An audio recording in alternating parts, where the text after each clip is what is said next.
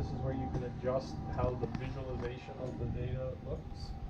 So let's say I cut this laser power way back, and I see black here, but I want to see something. I can auto scale it, and obviously it's a pretty crap image, but if I go in here, I can focus. Actually, what we're looking at now is room light. Yeah.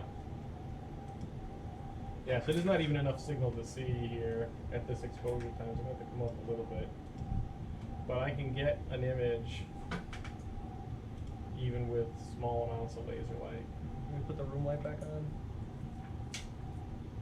So here's a quiz for you. If I turn this light completely off, I got 0 power on that laser now, and I see room light. How did I know it was room light?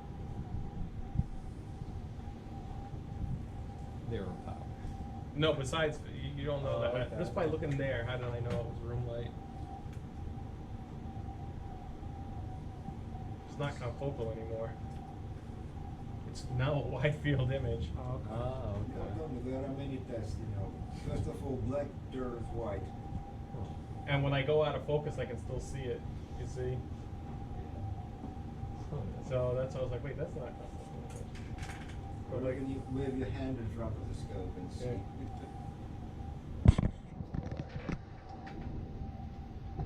Yeah. Now,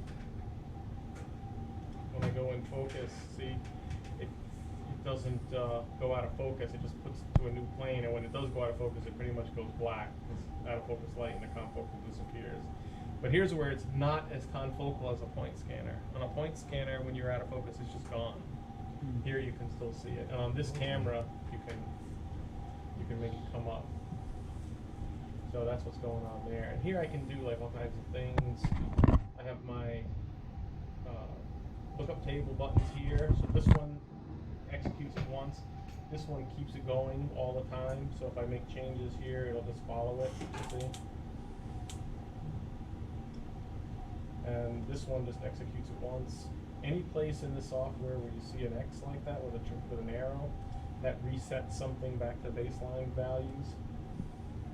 Here I can make it a monochrome image, or I could make it in color means the color that you selected. Or if you have a very faint signal or you're trying to distinguish very small differences in intensity, you can do this rainbow, and now it's mapped to, the color is mapped to the intensity. Most people find this really hard to see, but if you had like a very wide dynamic range, it's nice.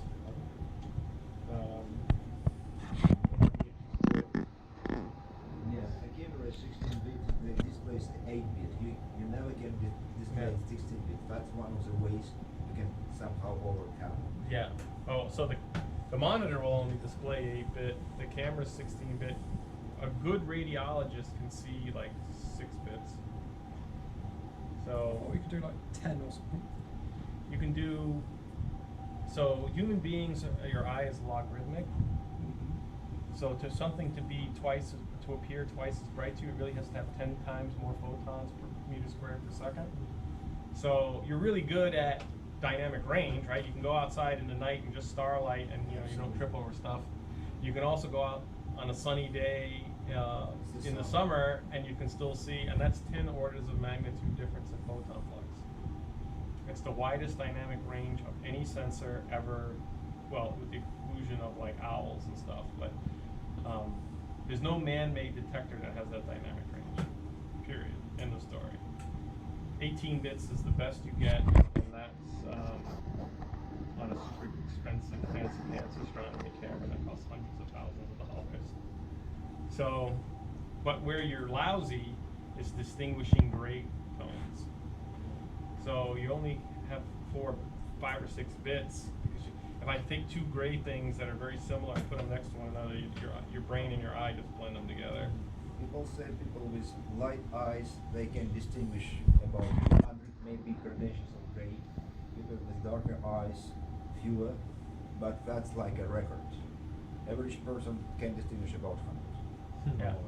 And a good radiologist, the old school kind that looked at film, good at, you know, they got used to it and they got, I learned it. they learn, yeah, they learn to see subtleties, right?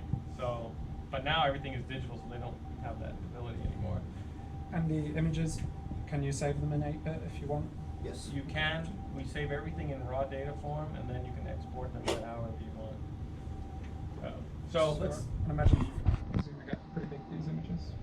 oh yeah, we had this discussion before, this 10 terabytes of storage on this computer, Mhm. and you guys are gonna have to figure out how you're gonna back up your own data. Go out and buy yourself a big portable hard drive, whatever, because Are you in biology? Yeah, In here. King? Are you in the King building? Here. Oh, sorry, in this I'm building, from- right, yeah. Yeah. Okay. yeah, so they're so computers are kind of like goldfish. I think they have a